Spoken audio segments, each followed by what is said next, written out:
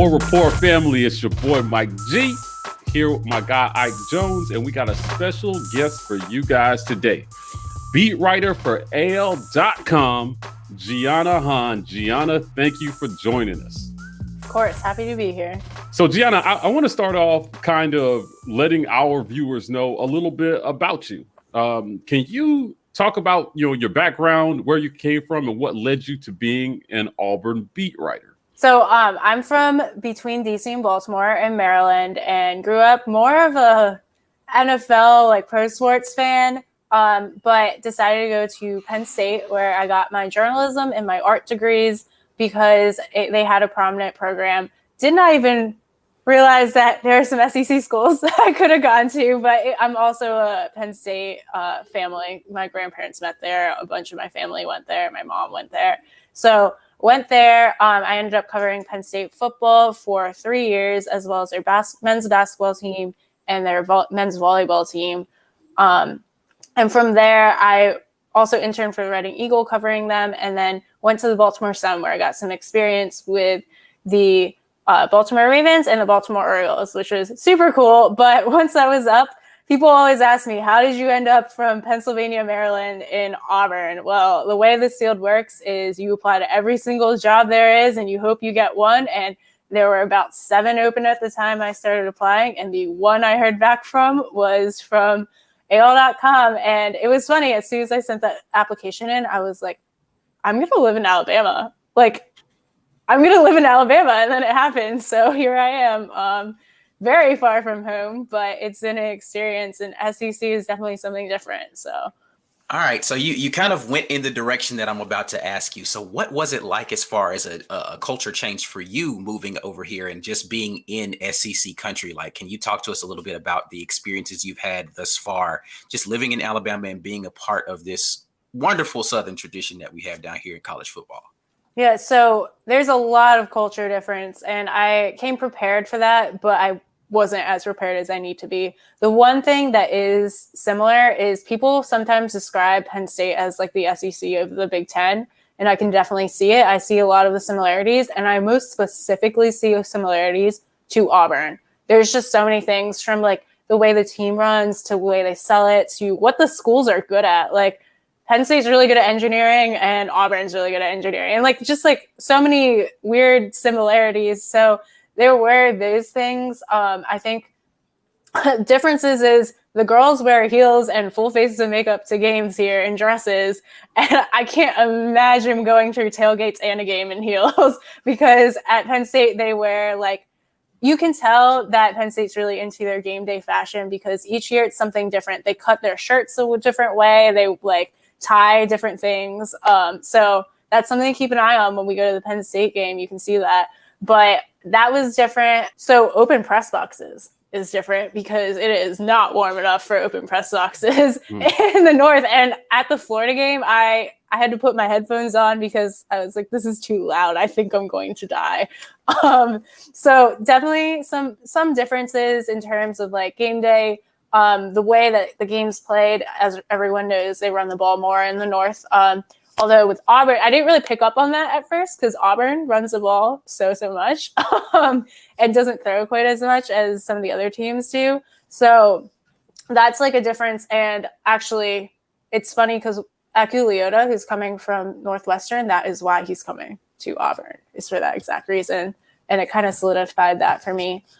Okay, Giana, so you've had the pleasure, since you've been a beat writer for Auburn, to talk to a lot of the players' families. I saw recently that you spent some time with Sean Shiver's mom. I was hoping that you could give our viewers an idea of what the families of the players are going through right now with the change that's happened. So by now, everybody knows the news. Auburn's got a new coach, and that's going to mean a new way of doing things. But I was hoping you could give us a little bit of perspective of how the families are making adjustments to the switch in administration for the guys who essentially will be guiding their sons through their education and athletic journey for the next 4 years. Yeah, so that's actually been one of the best things about being in Auburn, was getting to know the families. You guys have an amazing set of parents. But the first thing I did when Gus got fired was reach out to them and tell them, hey, like, I can't imagine what you're going through right now. I'm here to listen off the record. Like, doesn't even, if you just want to talk about it, let me know. And when you do want to go on the record, I'm here. That's actually something I'm going to get a little bit more into now that spring's through, because when I did reach back out about end of January, beginning of February, they actually hadn't really heard much from the new staff. To be fair, the staff wasn't finalized until pretty late, and then it got finalized, and then Rocker left, and then they had to start all over with that.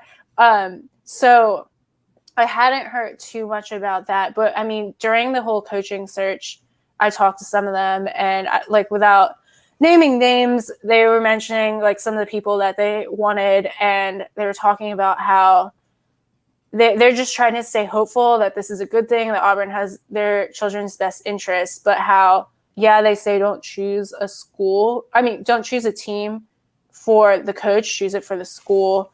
But realistically, that's not possible. Like, you can't really divide it, because recruiting is all about relationships. And on top of that, I mean, if you've been there for 3 years, it's not about who you chose it for, because now you've developed relationships. Like, I'm sure you're like, these players love Coach G, who's been there forever. You know, like, they came, let's be real, a lot of them probably came there for Coach G and not for Auburn, you know? So we talked about that, and they talked about kind of who they thought would lead their kids in the best direction. And I do have to say, and I don't think this is like a surprise to anyone, that Harsin wasn't in any of those conversations, because Harsin wasn't in any of the conversations that people were talking about.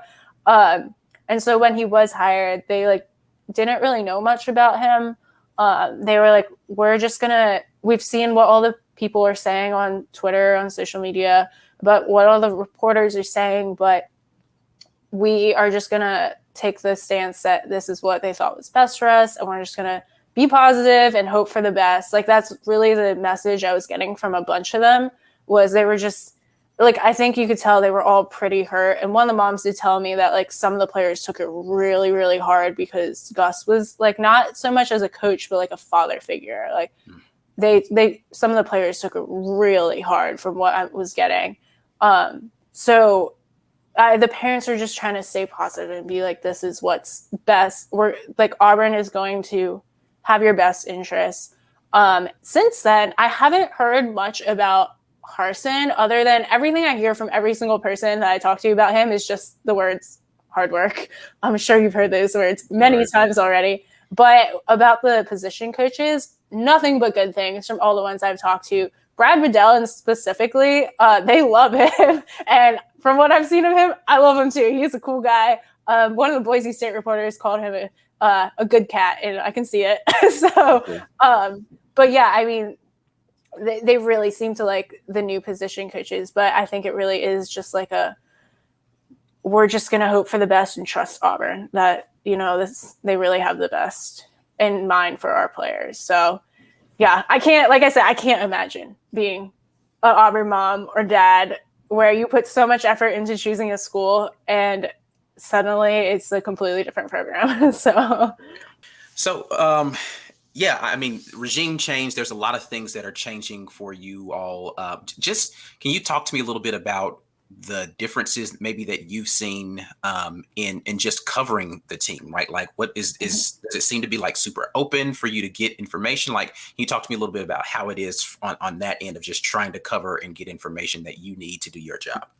Yeah, so the first thing I did actually was reach out to a bunch of Boise State reporters. Shout out to them. They were so helpful. And they really prepared, because they weren't sure if it would be different in Auburn, but it is pretty similar. So what I heard was Harsin was super accessible when he was a coordinator, but once he became a coach, like understandably, it became a little bit more of like a CEO running the program can't be as candid.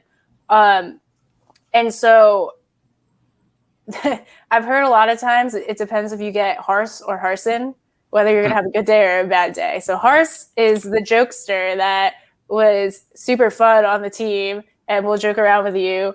And then Harsin is going to be your all business guy. So we got our first Christmas Eve press conference, and that was something else. And then it kind of went like radio silent for a really long time And so we were kind of like, what is going on? I mean, I'm talking to Boise State reporters trying to just get anything, right? Like just trying to get some sort of news. But when he did come back, like major props to him, we got not only coordinators, but all the assistants. And all my time at Auburn, which, I mean, isn't that long, I only talked to the coordinators 3 times until Kevin Steele became the interim coach. And that was like that was 2 seasons. So only 3 times. So like the fact that he opened it up was awesome. And they're super candid. They're like what people described Harsin as before he became a coach. Like they're super fun. They're all amazing quotes. They were really, really great. So I don't know what his plans are moving forward because we haven't talked to him since. But if he plans to do that, like it's gonna be revolutionary for us reporters. From a player perspective, it has kind of been the same guys that we got with Gus. And it's not as regular, but at the same time, it also is off season. And I've never had an off season because my off season was pandemic last year. Right. So I can't really speak to like what's a normal Auburn off season. But yeah, I mean, Alan Green asked me another reporter the same question. We were like, if you give us the coordinators and the assistants, we are happy people. So that's kind of what it's been like. And of course, opening the practice, I know the older reporters were like trying to remember when the last time they did that was. So it was a while. Yeah. So for me, like at Penn State, you get to go to practice every week. So it wasn't like revolutionary for me, but yeah. So I guess that was a big deal. Okay, so already we've seen a marked change in just how Coach Harsin is communicating with you guys as beat reporters. You feel like it's more open. You have access to assistants. But I think a lot of fans want to know, for the players that stayed, what kind of inroads is he making in terms of forming a relationship with the players? Now, you mentioned before that a lot of people took it hard when Gus left because he had formed strong relationships. And to your point earlier, a lot of players these days commit to coaches over institutions. So now that you've got this change that's been kind of just handed to them, what is your sense about how Harsin is winning over the hearts of the players he inherited? So that's actually a little bit of a hard question because I just keep hearing the same words. So either they really mean this or you can read something behind it, right? So just basically the guys I've talked to have been like, and they're the ones that graduated. I asked them what the players who are still on the team have told them. And the 2 things they say are that he works out with them, which is brownie points, and that he makes them work hard and has attention to detail. And it's just it's like every single person I talk to says the same, like 2 things. So that's really what it seems like. But again, like with a Harsin, it just seems like this is standard. This is what it is. And that's exactly what I heard from Boise as well. That was kind of what it was like. He's the guy up top that's running things, making sure things are on track. He's a really good coach, whether he is your father figure or not. And I think people respect him for that. He's really good, from what I heard, at actually teaching. So really, whether or not they become buddy-buddy with him, they become son-like with him, it seems like players have a respect for him because of just his pure like coaching skill, if that makes sense. But it does seem like these the assistants, once again, are making some of these relationships. Like I heard a lot about Derek Mason, lots of respect for him. Obviously, Zach Etheridge has legacy here. And I talked to him a little bit about that. He did talk about how the culture is different than when he was here. But he also said a lot of that has to do with the times and with social media and all of that. So, I feel a little old. But yeah, so it seems like there's definitely a respect there. I don't know how much of it yet. And I don't know if it ever will be for these players because I was at Penn State when Franklin came over, right? And their first successful year was the first year that every single player on the roster was his player. And so I'm curious if it's going to be something similar because I'm not saying this is how it is, but this is something to consider, that these players are going to say really great things and get on the good side because it's their last year. They got to suck it up. They got to do really well, get to the draft. It doesn't matter if they like him or not because they need to build on what they already have and they can't transfer. So they can, but they're not going to have a guaranteed spot if they transfer versus like, not saying it's Owen, but let's say it's Owen. he's definitely the starting linebacker. You know, he's going to build and all he needs to do is one more year and he can go to the NFL if he doesn't like it. So that's why it's kind of hard to tell like what the truth is because all these players just have to stick it out and then they don't have that much more time. I think it's going to be more telling like the guys who are coming in. So I've talked to some of the recruits that are coming in and they were comforted by him. They liked what they saw from him. And so those are kind of the guys you got to look out for rather than how the older players are looking at him. Okay, so let's talk about it then. Let's talk about the recruiting portion of it, right? So like what are the things that you are hearing as far as how, because, you know, we've seen an influx right now of players in the transfer portal coming over to Auburn. A lot of these players, you know, they only have 1 year of eligibility left and they're choosing to come play for Auburn for that last year. So talk to me a little bit about what you're hearing about how the recruiting is going, kind of what those pitches are sounding like, and even maybe some changes from, you know, if there has been a change from what it was previously to what it is now from a recruiting standpoint. Yeah. So I think part of the draw is just playing in the SEC and you have a new coach who I feel like it's easy to go there because it's all changing and you're not going to be competing with guys who have for sure spots because every team, every coach is going to be like, no one's spot is secure. But like in reality, it is secure, right?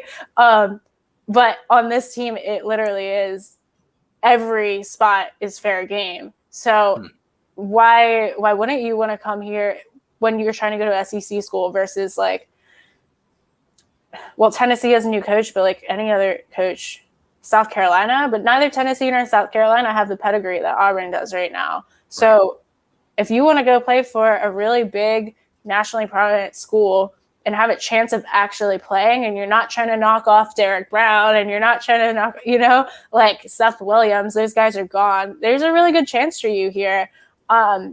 In terms of like how it's different. So Auburn's always played on the like family thing, right? And they have this draw to blue collar guys. And I think that is a little bit similar, but the saying that they use at Boise State was OKG, our kind of guy.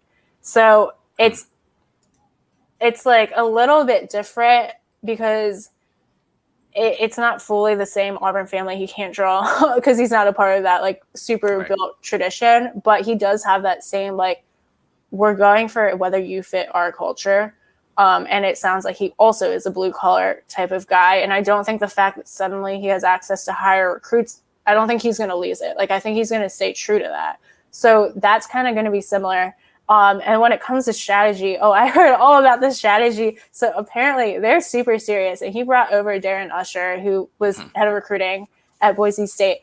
When I say super serious, I mean, go lock themselves in a room and only the people who are part of it get to see it. And they have like a whiteboard, no one's allowed to see it. And they plan it all out for years to come.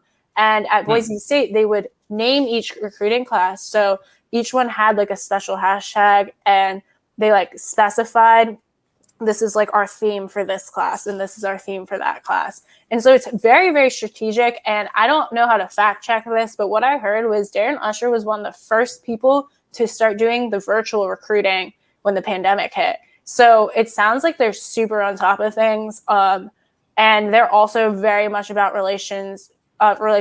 I've heard that Darren Usher is really good at connecting to players. I've heard that Boise State players will speak about him after they leave, that he was a huge reason why they went. And of course, he has the DMV connection. And I've heard that from many people that DMV is starting to heat up in terms of recruiting. So that's going to be another way they can kind of get out of just here. I mean, it's important to recruit the backyard, but he's talking about recruiting the nation. And that's going to be a big, big help for him. So. Okay, Giana. So obviously recruiting is the lifeblood of SEC football. It is cutthroat.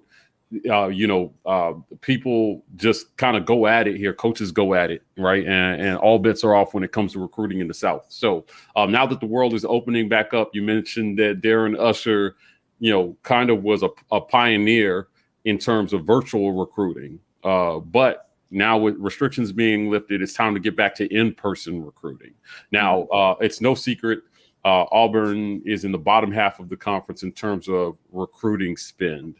Mm-hmm. And what is your sense about the financial commitment that Alan Green with Bryan Harsin, who is, his first big hire, are willing to make to catch us up in recruiting? That we've been losing the state and recruiting, and winning it back, I think, will be a big part of the success that they have going forward. Are they committed to winning back the state and expanding out from there? So I can't speak to exact dollar amounts or say for sure, but I would imagine they would be, because as you said, Bryan Harsin is Alan's big hire. He has 2 other hires, but this is one he's going to be judged by. Everyone, it's the football team, right? So I would, if I were him, I would do what it took to make sure that this guy was successful. And I know for a fact that he's very honest with the other athletes. Some people don't like this, but some of the ones I know super respect him for this. When he first came, he sat down with them and was like, hey, we respect you. We love you. You're our athletes, but let's be real. Football is what makes the money. So football might get some different things than you, because we need them to make money to fund you. And while some people hated that, some really, really respected him for saying that, because it's facts. So he kind of already has that mindset. And also keep in mind, when people are like getting on him about that, he was one of the other sports. He was a baseball player. Right. College baseball isn't going to make you money. So he knows what it's like to be in the other shoes. So we already saw right when he got there from that little speech that he has this commitment to making sure football does well. And as you said, recruiting is what it's going to be. Bryan Harsin can be the greatest coach in the world. He can be the greatest teacher. But in Boise State, that works. He taught these guys that were the OKGs, the blue collar recruits, and he worked them up. But that's just not going to cut it in the SEC. I mean, there are some cases like, Daniel Thomas talks. He wasn't a super high recruit. He only got to Auburn because someone else decommitted, and now he's in the NFL. So that, and there are cases like that, but you can't have a whole team of that when you're going up against Alabama and Georgia. So Auburn has their biggest selling point when they're going against the national champions is that they're an Auburn family. And I thought it was just like a marketing ploy at first, but if you talk to all the players, every single one says it. Every parent says it. And then if you hear about the players, that is the type of player that they are. All the moms are like, not in a bad way, but they're mama's boy. They're all mama's boy. They all love their moms. They all are like, they respect their moms and they respect their parents. And you almost, not since I've been here and not for several years, have you heard of disciplinary problems. So they are a certain type of player, and that will carry you pretty far. But you do have to pour some resources in it. However, one interesting article I read by Justin Ferguson was something about how much money they put into football facilities and how much that helps improve recruiting. And there's no correlation. So that was something really interesting, because everyone's talking about this football facility, but I don't know the exact numbers, but almost none of them actually took a significant bump. They were all pretty similar. So I would to answer your question, I would say that they're going to do what it takes, but also I'm not sure it's just about the money. It's also going to be a lot about those relationships, about that Auburn family feel, about getting out there again and talking in person with people, because some of the high school coaches I talked to were like, yeah, we don't really know anything about him other than what we watch on film. So I think some of it is going to be those priceless things, those things you can't put a dollar sign on.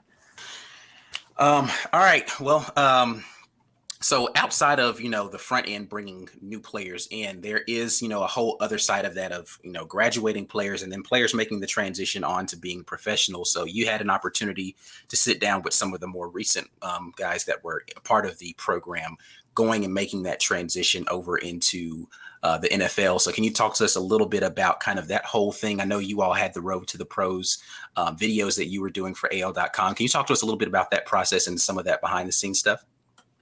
Yeah, so every year, my coworker, Wes Steiner, he's a videographer. He used to be a beat writer. He talks to one Alabama guy and one Auburn guy, and we do docu-series following them from childhood to the pros. So the first episode is childhood to Auburn, then Auburn, pre-draft, post-draft. So we ended up doing Anthony Schwartz this year, which, Auburn projections were all over the place. So we somehow ended up with the highest drafted Auburn player. And another thing that we were looking at was he is like really spicy on Twitter. So we're like, what is he going to be like? Well, he's very shy and soft-spoken and not quite like his Twitter personality, but he's a great kid.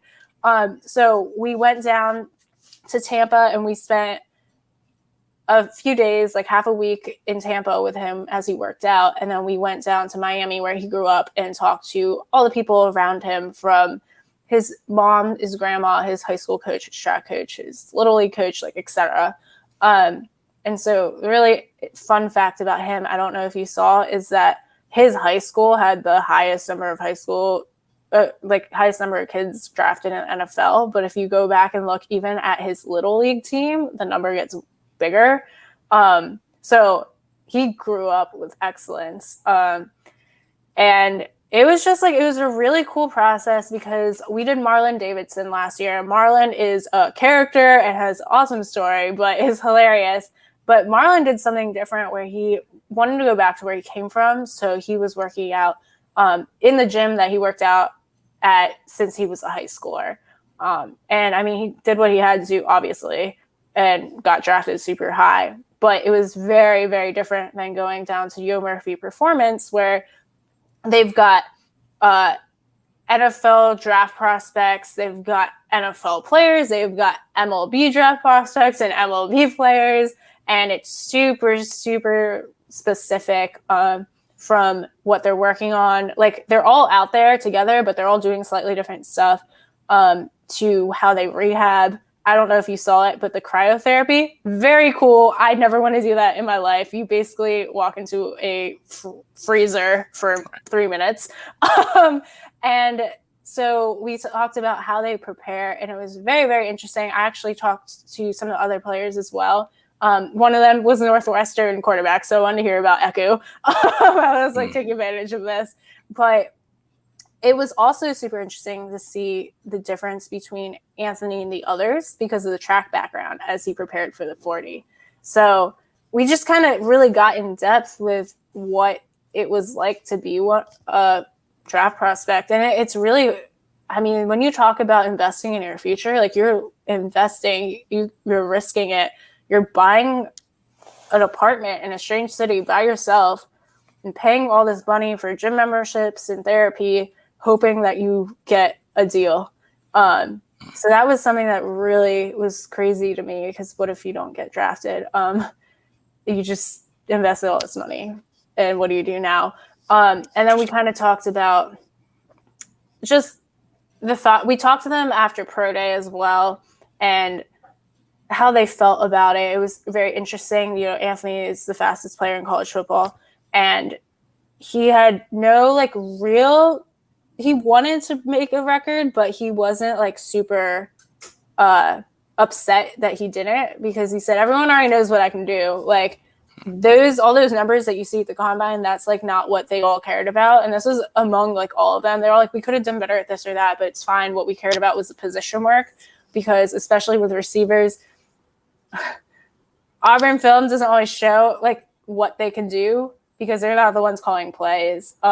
So that was a really interesting aspect to learn about.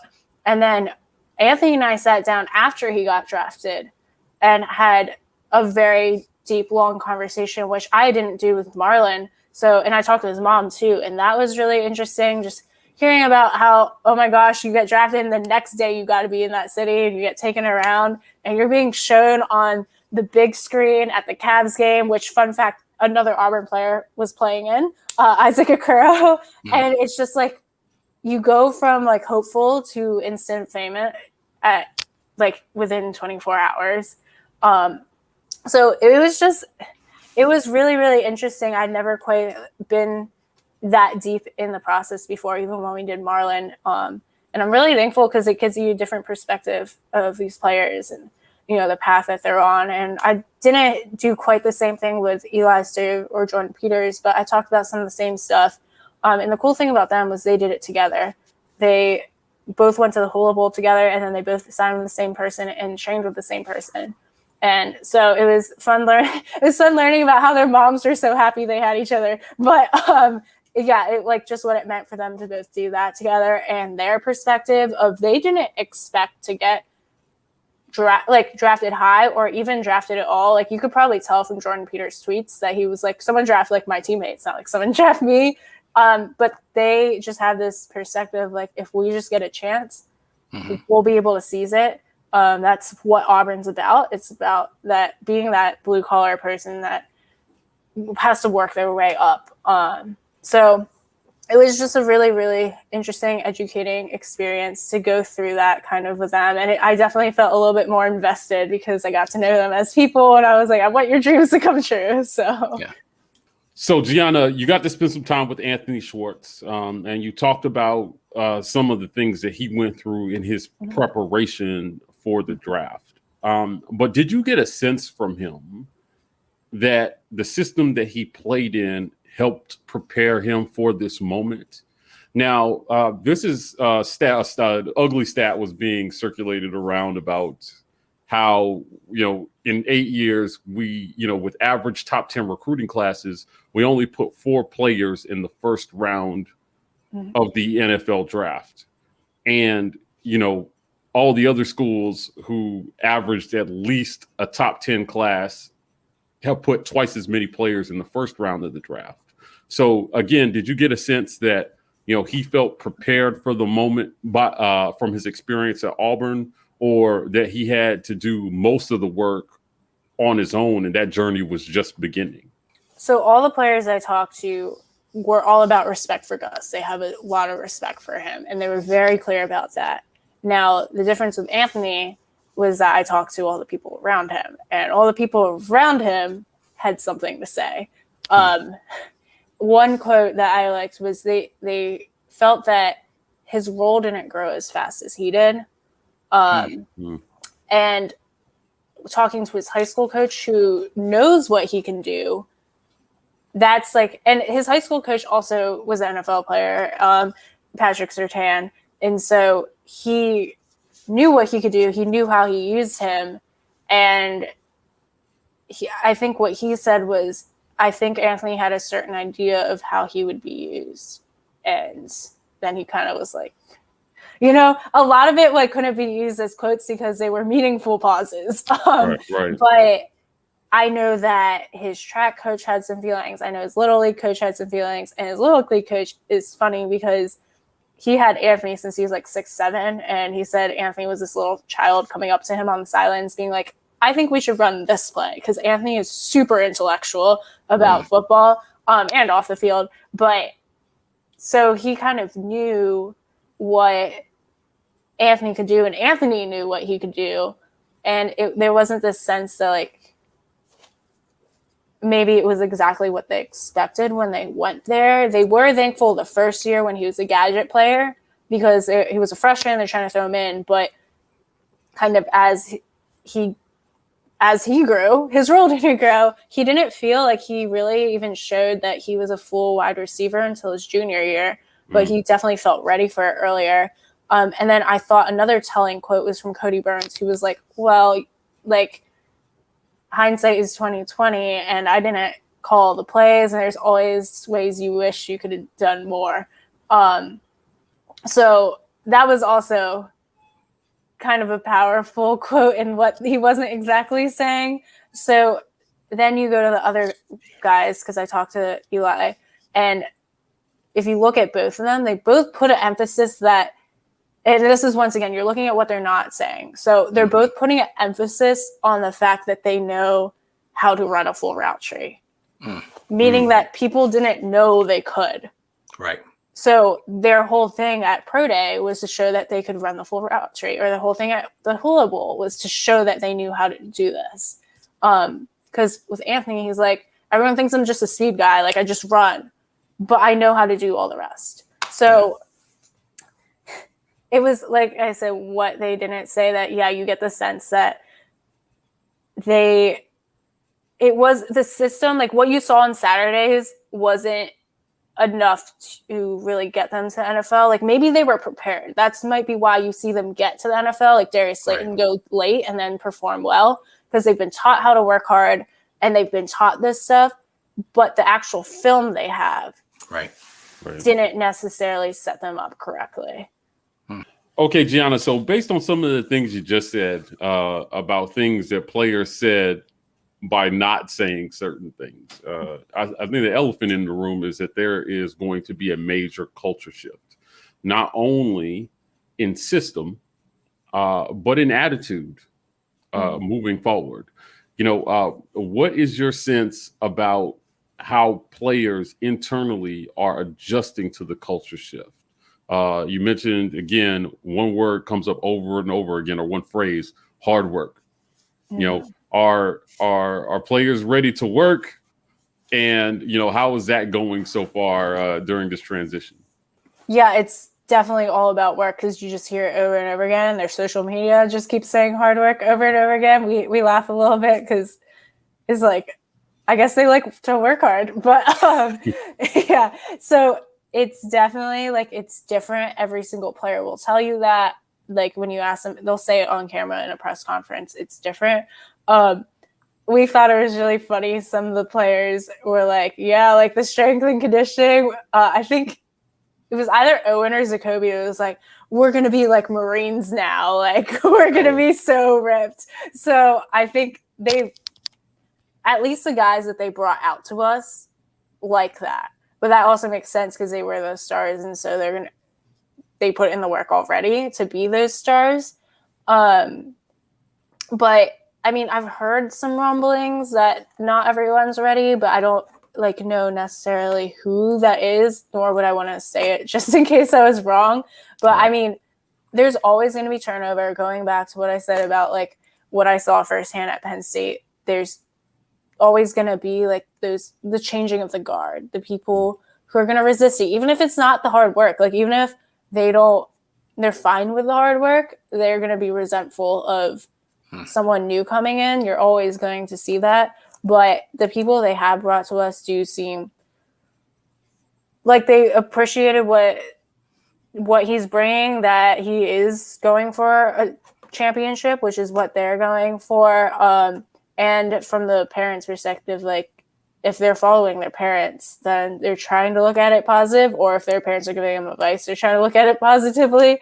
But I mean, it does seem a lot more, I think you used the word earlier, militaristic than the Malzahn way. I mean, Malzahn repeated words just because he didn't like to talk in press conferences, whereas Harsin seems like these are like his slogans that he's going to beat into you until you know you're saying it in your sleep. Like, he's going to keep saying right fit, like he has his thing and he's sticking with it.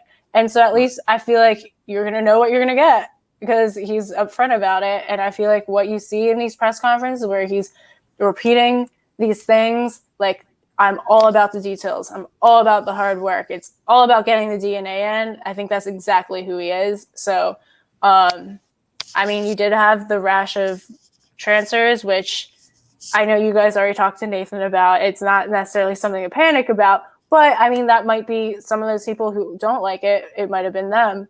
But as I said earlier, even if they don't like it, some of them may choose to stay because this is their best chance at the next level, rather than going and starting over. But the culture is definitely the thing I'm getting is that it's about hard work, and they're sticking true to that. And the players who like it will be the ones you see starting on Saturday, and the players who don't want it, they're either falling off the depth chart or they're in that transfer portal. All right, so you've mentioned this twice, so we can't let you get out of here without a little bit of talk about the obvious matchup that we've got coming up. You're a Penn State gal. This is Auburn. We're going to be playing you all in Happy Valley.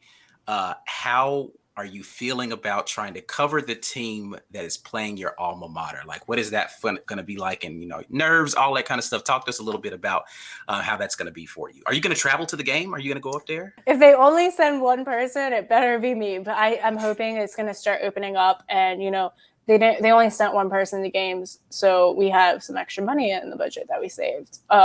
So we better be going. But I think Nathan, once again, who you guys talked to, he would say it's an unfair advantage because Nathan actually met some of my fellow student beat reporters. And he was like, you're going to know about Auburn, you're already going to know about Penn State, and you're just going to have an edge on all of us. So one thing I do like to point out is that I haven't been a Penn State football fan since I was a freshman. So the football beat is what you have to work up to at our student newspaper. So I never imagined that I would be covering it as a sophomore. And someone convinced me to throw my application in. I threw it in. I had no clue what that meant. I didn't realize that I didn't even get a spring game. Like my freshman year spring game, I was already working. And one of the first things you learn, because they say it every single time in the press box, is there is no cheering in the press box or you're going to be kicked out. And then there were, I'm not going to say the other student paper name, but they like to cheer. And I heard how the other reporters talked about them and how it wasn't professional. So it kind of got drilled into me until finally, like, I go to a Penn State, I don't know what sport it was, but it wasn't football. And I was like, I don't know how to cheer anymore. Like, it's been beaten out of me. So I'm not like really sure how to be a fan. There's always like, obviously I like that school and people, as much as I say you need to be unbiased, I mean, I paid like out of state tuition to go here. I better have liked that school. Right. And I like all the other things. Like I love our men's volleyball team. Shout out men's volleyball. But when it comes to football, I mean, when you're looking at it as a journalist and you're talking about being unbiased, I'm always a little biased because people click more when we win. And I get less angry emails when we win. And when I say we, it's not we, it's Auburn. But when Auburn does well, they go to a cooler bowl game, which means I get to go to a cooler bowl game. So that's like kind of, it's going to be like evened out, you know, like obviously I have loyalty to Penn State, but also it's better for me as a journalist if Auburn does well. But it's gonna be so awesome, like going back there, because I have talked up Happy Valley so much to my fellow reporters for them to actually see it. How the press box is like the worst press box ever, but they have the best press box food and the town. And keep your eyes out. As we get closer to the game, I am going to do a visiting fan guide to Happy Valley, because it's kind of funny. I already kind of filled that role because when I would walk back from the game late at night, I'm in my professional clothes and everyone else is clearly drunk. So all the visiting fans would always stop me because it was very clear I wasn't drunk. And they would ask me where to go and where they could find this or that. So I've already played this role, but I don't know. I'm like beyond excited for this game. It's like my two worlds are going to come together. And I know that my Auburn friends and my Penn State friends are very excited. And as I said, Auburn and Penn State are very similar. And I'm hearing people start to kind of realize that. So they're getting pretty excited to just see what that's like. And I know all my Penn State fans are already looking forward to when they get to come to Auburn. Well, Giana, listen, we really appreciate you joining us today to lend us some of your knowledge and some of the reporting that you've done on Auburn football, the insights, the conversations that you've had with players and coaches to help us get an idea of kind of what's going on inside the program and where we're headed. So thanks for joining us today. It was great being on here and chatting with you guys. Well, as always, we are the War Rapport. Please click like and subscribe on YouTube. If you want to see more interviews like this, we are the War Rapport on Twitter and Instagram, TW Rapport on the TikTok. This is Mike G with Ike Jones and Giana Han. We're signing off, and as always, War Eagle.